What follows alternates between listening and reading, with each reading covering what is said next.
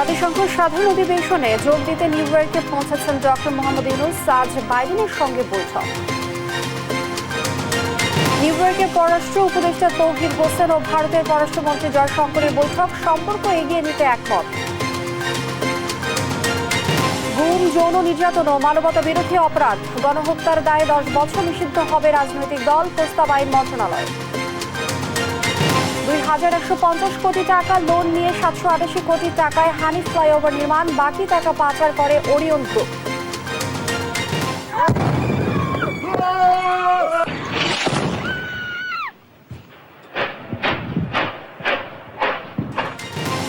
এবং লেবাননে তীব্র হচ্ছে ইসরায়েলের হামলা, প্রাণহানি বেড়ে 492, আহত সহস্রাধিক মানুষ, পাল্টা জবাব হিজবুল্লাহর।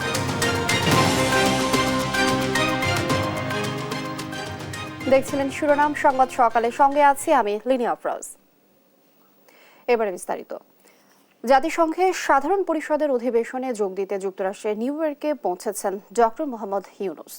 জাতিসংঘে অধিবেশনের ফাঁকে মার্কিন প্রেসিডেন্ট জো বাইডেনের সঙ্গে আজ দ্বিপক্ষীয় বৈঠকে বসবেন তিনি।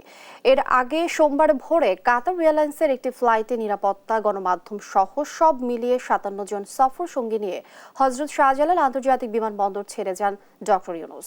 27 সেপ্টেম্বর সাধারণ অধিবেশনে ভাষণ দেবেন তিনি। এছাড়া নেদারল্যান্ডস, পাকিস্তান, নেপাল, ইউরোপীয় কমিশন প্রধান, যুক্তরাষ্ট্রের পররাষ্ট্রমন্ত্রী সহ উচ্চ পর্যায়ের ব্যক্তিদের সঙ্গে তার বৈঠক করার কথা রয়েছে।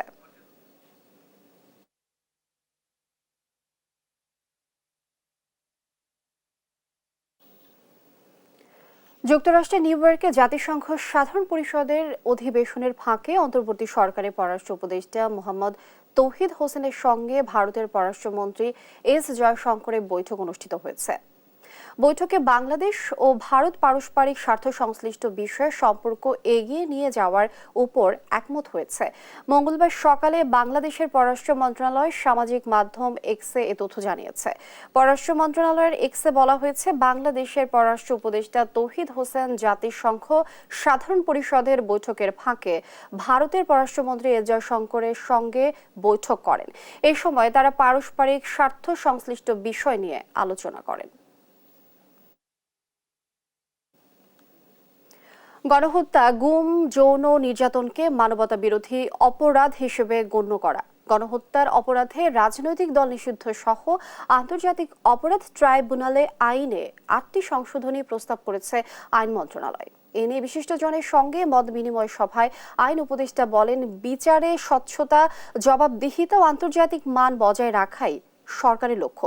এই সময় বিগত সরকারের কলঙ্কিত নির্বাচন আয়োজনকেও মানবতা বিরোধী অপরাধ হিসেবে গ্রহণের আহ্বান জানান সুজন সম্পাদক ডক্টর বদিউল আলম মজুমদার। আর জানাচ্ছেন জান্নাতুল মোহনা।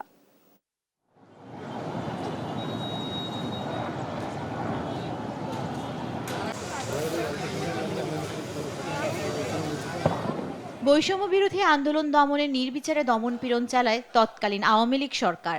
800-র বেশি মানুষের প্রাণের বিনিময়ে পতন ঘটে শেখ হাসিনা সরকারের। বিজয়ের পর জুলাই আগস্টে হত্যাকাণ্ডের বিচার চেয়ে আন্তর্জাতিক অপরাধ ট্রাইব্যুনালে আসছে একের পর এক অভিযোগ। এমন প্রেক্ষাপটে আন্তর্জাতিক অপরাধ ট্রাইব্যুনাল আইন নিয়ে মতবিনিময় সভা করে আইন উপদেষ্টা ডক্টর আসিফ নজরুল।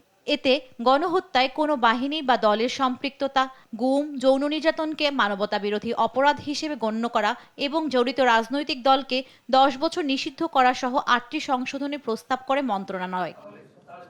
এসব খসড়া সংশোধনীকে সাধুবাদ জানিয়ে আরো কিছু প্রস্তাবনা তুলে ধরেন বিশিষ্টজনরা। ব্যবস্থা নেওয়ার ক্ষেত্রে 10 বছরে, সর্বোচ্চ 10 বছরে এটাকে কনফাইন করছি। সেটা কেন করছি সেটা নিয়ে আমার নিজের মধ্যে একটু প্রশ্ন আছে। সেটা আমরা আনলিমিটেড রাখতে পারি। কয়েক মাসে যা হয়েছে এটার যে বিচার করবে এটা স্বচ্ছভাবে করবে, আমি সেটার জন্য ওনাদেরকে সাধুবাদ জানাই।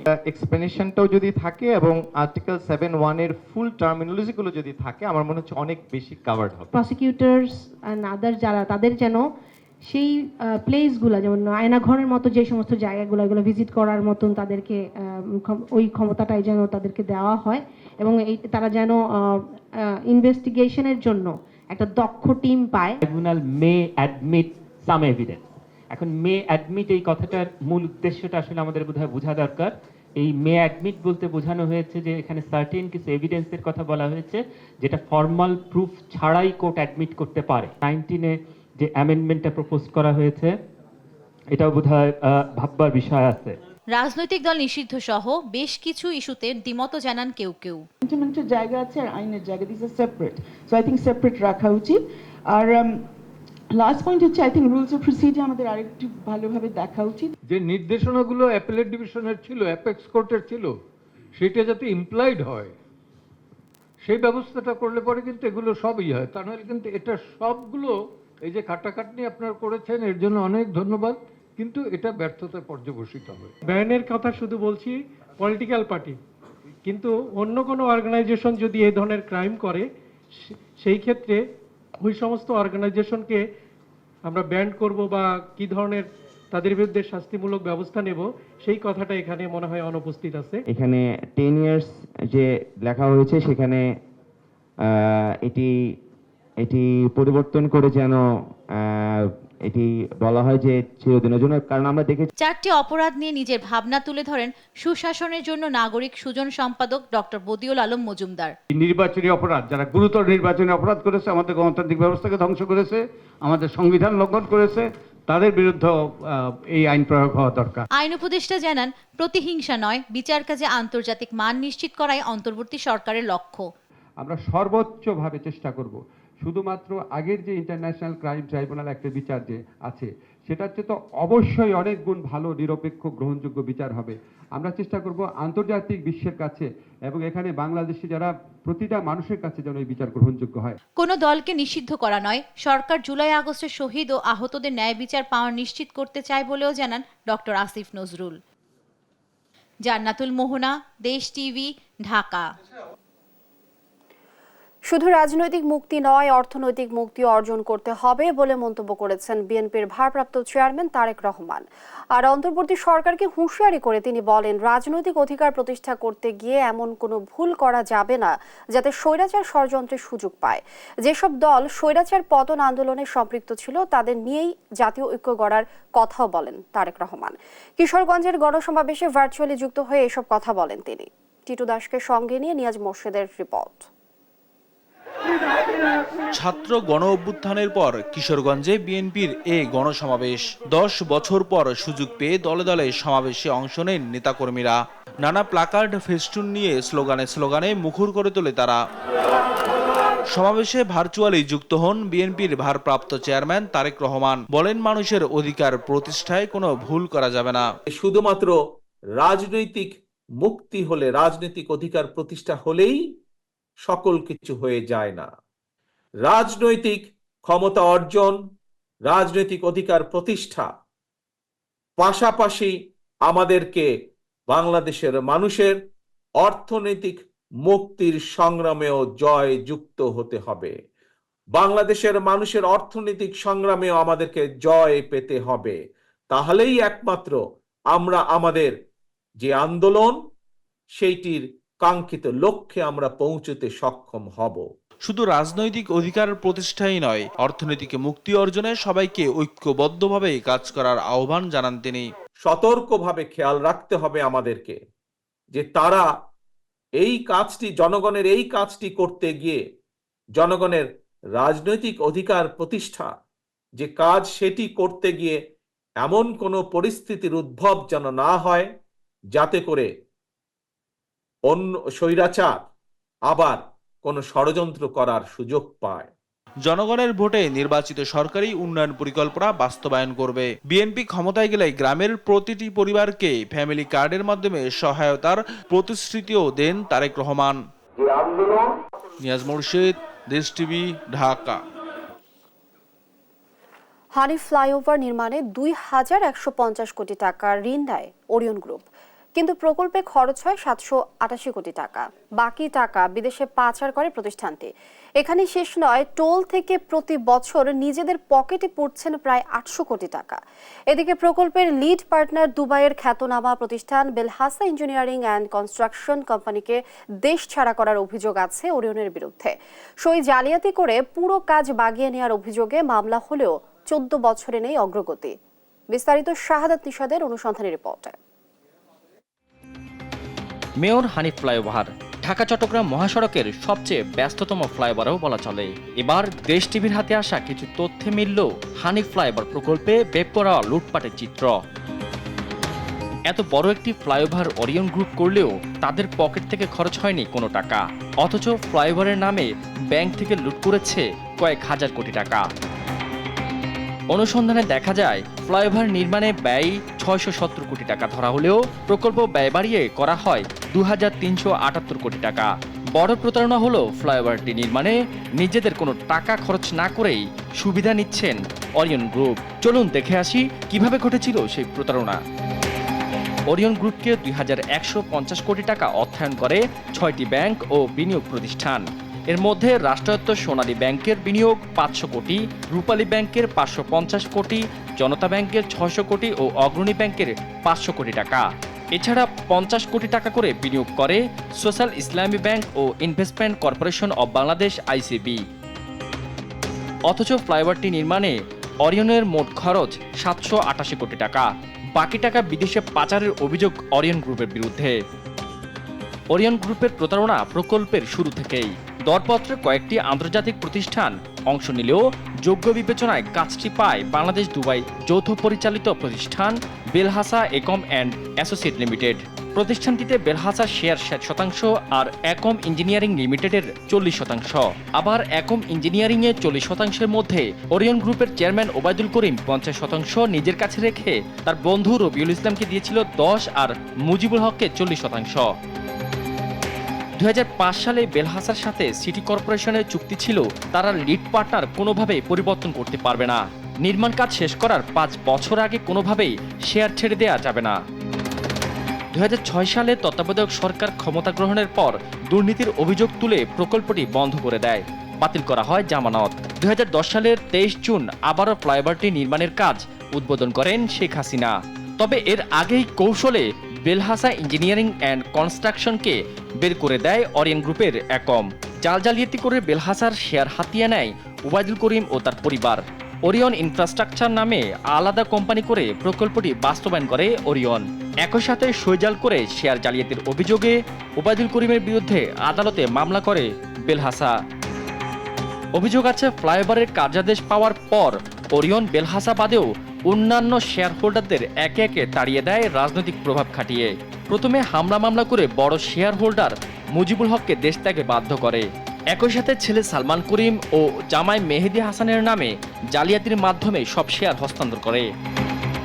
শাহাদাত নিশাত, দেশ টিভি, ঢাকা। সম্প্রতি ঢাকা বিশ্ববিদ্যালয়ে গণপিটুনিতে ছাত্র হত্যার ঘটনা ঘটে। ভাত খাইয়ে তারপর হত্যা করা হয় তোফাজ্জলকে। পিটিয়ে হত্যার ঘটনা ঘটেছে চট্টগ্রামেও, তবে মারার ধরন ভিন্ন। গান গাইতে গাইতে পিটিয়ে হত্যা করা হয় শাহাদাত নামে এক যুবককে। ঘটনাটি 14 আগস্টের হলেও বিষয়টি জানাজানি হয় কয়েকদিন আগে। সহকর্মী একেএম নাজিমের পাঠানো তথ্যচিত্রে ডেস্ক রিপোর্ট। এভাবেই গানের সুরে সুরে প্রকাশ্যে নির্যাতন করা হচ্ছে একজনকে। এমনকি যুবকের দেহটি নিথর হয়ে গেলেও উৎসব থামেনি হত্যাকারীদের। গেল 13 আগস্ট রাতে চট্টগ্রাম নগরীর 2 নম্বর গেট এলাকায় শাহাদত নামে এই যুবকের ওপর চলে এমন অমানসিক নির্যাতন। পরে 14 তারিখ শাহাদতকে ফেলে দেয়া হয় প্রবর্তক মোড়ে মেডিকেলের পাশেই। সেখানে 5 ঘন্টা পড়ে থাকলেও তাকে নেওয়া হয়নি হাসপাতালে, যার পরিণতি অকাল মৃত্যু। সন্তানকে হারিয়ে পাগল প্রায় মা। অন্যের বাসায় কাজ করে সংসার চালান তিনি। নগরীর ফলমন্ডি এলাকার ব্রয়লার কলোনিতে স্ত্রী, বোন আর মাকে নিয়ে থাকতো শাহাদত। ওর বন্ধুরা আমাদের এখানে আসি ওকে দাওয়াত দিয়ে নিয়ে গেছে। আগের দিন নিয়ে গেছে, পরের দিন আমরা লাশ পেয়েছি। এরকম কেন মারবে? এরকম সরকার করে কেন মারবে? এটি বিচার চাই সরকারের কাছে। কি কারণে সেদিন তার উপর এমন বর্বরতা চলে তা এখনো জানে না কেউ। এ ঘটনায় ক্ষুব্ধ এলাকাবাসী। বন্ধুদের সাথে কি হয়েছে আমরা জানি না। বন্ধুরা তাকে ওখানে মারধর করতেছে, ছাত্ররা বলছে এটা কি কি কি বলতেছে, যখন বলতেছে মোবাইল চোর। আমরা একটা মানুষ মনে করে আপনারা ধরেন নাই না, এটা কারা ফালাইছে এটা আমরা বলতে পারছি, প্রাইভেট কার থেকে ফালে দিয়ে গেছে। জড়িতদের খুঁজে বের করার কাজ চলছে বলে জানান পুলিশ কর্মকর্তা। ইতিমধ্যে যে ভিডিওটি ভাইরাল হয়েছে, আমরা সেটা নিয়ে কাজ করতে গিয়ে দেখতে পাই যে এই বডিটি, এই শাহাদত হোসেন আসলে ওই ভিকটিম যাকে গান গিয়ে পেটানো হচ্ছে, এবং এটি শনাক্ত করেছেন ভিকটিমের স্ত্রী শারমিন। এটা নিয়ে আমরা ইতিমধ্যেই পর্যালোচনা করছি, বিশ্লেষণ করছি। এখানে এই ঘটনায় যারা জড়িত রয়েছে তাদেরকে শনাক্ত করার চেষ্টা চলছে এবং তাদেরকে অতি দ্রুতই আমরা আশাবাদী যে আইনের আওতায় নিয়ে আসতে সক্ষম হব। আইন নিজের হাতে তুলে নিয়ে এসব হত্যাকাণ্ডে জড়িতদের দৃষ্টান্তমূলক বিচারের দাবি এলাকাবাসীর। তা না হলে সমাজে এর বিরূপ প্রভাব পড়বে বলছেন সচেতন মহল। নিউজ ডেস্ক, দেশ টিভি। আতঙ্ক কাটিয়ে অনেকটা স্বাভাবিক রাঙামাটি। পরিবহন ধর্মঘট প্রত্যাহারের পর অনেকটাই স্বাভাবিক শহরে পরিস্থিতি, তবে আতঙ্ক কাটেনি খাগড়াছড়িতে। এ নিয়ে আরো জানবো দর্শক। রাঙামাটি থেকে যুক্ত হচ্ছেন আমাদের সহকর্মী মিশু মল্লিক। মিশু মল্লিক, রাঙামাটিতে বর্তমান চিত্র সম্পর্কে আপনার কাছে জানতে চাই। তাছাড়া ব্যবসা প্রতিষ্ঠান খুলেছে কিনা, আর দূরপাল্লার বাস, পণ্যবাহী ট্রাক চলছে কিনা, বিস্তারিত জানাবেন। লিনিয়া, আসলে ধীরে ধীরে স্বাভাবিক হয়ে উঠছে পার্বত্য জনপদ রাঙামাটি। আমরা আগের যে চিরচেনা রূপ রাঙামাটি, সেটি গতকাল থেকে ধীরে ধীরে দেখতে শুরু করেছি। ধর্মঘট প্রত্যাহার হওয়ার পরেও গতকাল রাস্তায় গাড়ির উপস্থিতি কিছুটা কম থাকলেও আজ সকাল থেকে আমরা দেখতে পাচ্ছি রাঙামাটি শহরের যে একমাত্র গণপরিবহন সিএনজি অটোরিকশা, সেটি চলাচল অনেকটাই বৃদ্ধি পেয়েছে। গতকালও আসলে দূরপাল্লার যে যানবাহন রাঙামাটি থেকে ঢাকা, রাঙামাটি, চট্টগ্রাম, এইসব দূরপাল্লার যানবাহনগুলো চলাচল করেছে। গতকাল কিন্তু পরিবহন ধর্মঘট প্রত্যাহার হলেও অবরোধ চলছিল। যুগ্ম পাহাড়ি ছাত্র জনতার ডাকে যে 72 ঘন্টার অবরোধ, সে অবরোধ চলার কারণে রাঙামাটি থেকে খাগড়াছড়ি এবং রাঙামাটি থেকে বান্দরবানের কোনো গাড়ি গতকাল ছেড়ে যায়নি। কিন্তু আজ সকাল থেকে, গতকাল রাত 12টায় অবরোধের সময়সীমা শেষ হয়েছে। ফলে আজ সকাল থেকে রাঙামাটি থেকে খাগড়াছড়ি এবং রাঙামাটি থেকে বান্দরবানের যে বাস চলাচল, সেটি শুরু হয়েছে। এবং রাঙামাটিতে যে ব্যবসা প্রতিষ্ঠানগুলো, শপিং মল এবং রাঙামাটির সবচেয়ে বড় কাঁচা বাজার, বনরূপা কাঁচা বাজার, সেটিও আমরা ঘুরে দেখেছি গতকাল উপস্থিতি একটু কম ছিল, কিন্তু আজ সকাল থেকে আবারও জমজমাট হতে শুরু করেছে বাজারগুলো। শপিং মলগুলো ধীরে ধীরে খুলছে এবং রাস্তাঘাটে লোকজনের উপস্থিতি এখন আগের চেয়ে অনেকটাই বেশি। পাশাপাশি আরেকটি ব্যাপার জানিয়ে রাখতে চাই, গত শনিবার থেকে সাজেকে প্রায় আটকা পড়েছিল প্রায় 1500 পর্যটক। তো গতকাল রাত 12টায় অবরোধ শেষ হওয়ার কারণে আজ সকাল 7টা থেকে সাজেক যে সকল পর্যটক আটকা ছিল, পর্যটকবাহী গাড়িগুলো আইন শৃঙ্খলা রক্ষাকারী বাহিনীর সহায়তায় ধীরে ধীরে সাজেক ত্যাগ করতে শুরু করেছে। আমরা কথা বলেছিলাম যে সাজেক জিপ সমিতির লাইনম্যান ইয়াসিন আরাফাতের সাথে। সে আমাদেরকে যেটি জানিয়েছেন, তিনি বলছিলেন যে সকাল 7:30-7টার পর থেকেই আসলে গাড়িগুলো লাইনে দাঁড়াতে শুরু করে এবং ধীরে ধীরে আইন শৃঙ্খলা রক্ষাকারী বাহিনীর সহায়তায় সাজেক ত্যাগ শুরু করে। এবং শেষ খবর পাওয়া পর্যন্ত গাড়িগুলো বর্তমানে মাচালং বাজারে অবস্থান করছিল, বিরতি দিয়েছিল এবং এরপরেই হয়তোবা মাচালং থেকে তারা খাগড়াছড়ির উদ্দেশ্যে রওনা করবেন। তো আরো কথা বলেছিলাম সাজেকের কয়েকজন রিসোর্ট মালিকের সাথে। তারা বলছিলেন যে বর্তমানে সাজেক আর কোনো পর্যটক নেই, পুরোপুরি ফাঁকা সাজেক এখন, এবং সাজেকে আপাতত নতুন করে কোনো পর্যটক প্রবেশ করছে না আজকে। পরিস্থিতি হয়তো আর একটু উন্নত হলে আবারও স্বাভাবিক হতে শুরু করবে পর্যটন ভ্যালি সাজেক। তো আসলে এই ছিল আমার কাছে রাঙামাটির সার্বিক পরিস্থিতি এবং সাজেকে আটকে পড়া পর্যটকদের সর্বশেষ। লিনিয়া।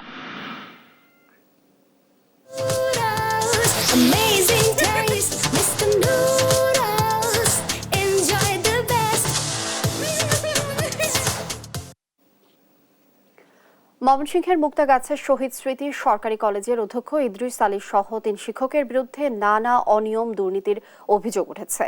গেল 5 বছরে ভর্তি ও ফর্ম পূরণ খাতে তারা হাতিয়ে নিয়েছেন 2 কোটি টাকা। বিভিন্ন খাত দেখে অবৈধভাবে অতিরিক্ত টাকা নেওয়ার বিষয়টি স্বীকারও করেছেন অধ্যক্ষ নিজে। সহকর্মী ইলিয়াস আহমেদের তথ্যচিত্রে ডেস্ক রিপোর্ট। শিক্ষাই জাতির মেরুদণ্ড হলেও কিছু ক্ষেত্রে বাস্তবতা একেবারে ভিন্ন।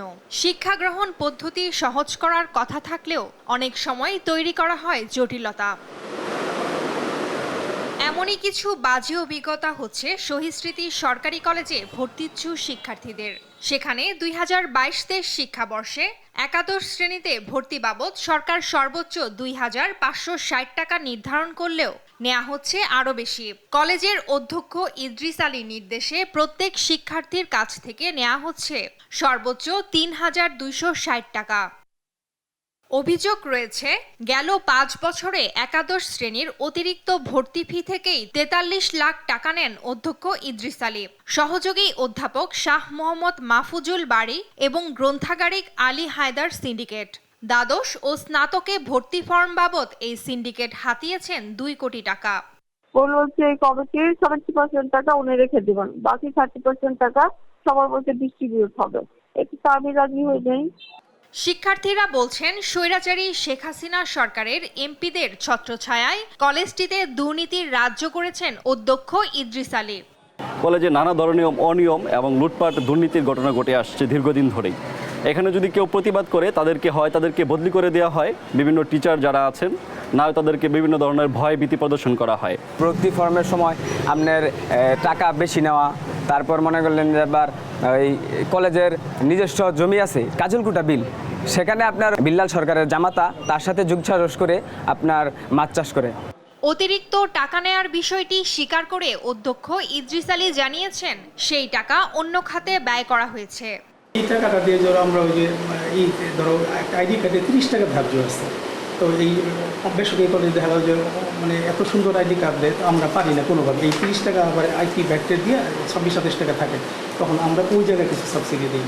নিজে চিঠি বানিয়ে অধ্যক্ষের অতিরিক্ত টাকা নেয়া অপ্রত্যাশিত, বলছেন ময়মনসিংহ শিক্ষা বোর্ড চেয়ারম্যান। প্রান্তিক পর্যায়ে শিক্ষার্থীদের কাছ থেকে সরকার নির্ধারিত ফি ব্যতীত, বিশেষ করে সরকারি কলেজের কোনো ওয়ে নাই, কোনোভাবেই নিতে পারে না। বিষয়টি তদন্ত করে দোষীদের বিরুদ্ধে আইনি ব্যবস্থা নেয়ার দাবি সংশ্লিষ্টদের। নিউজ ডেস্ক, দেশ টিভি।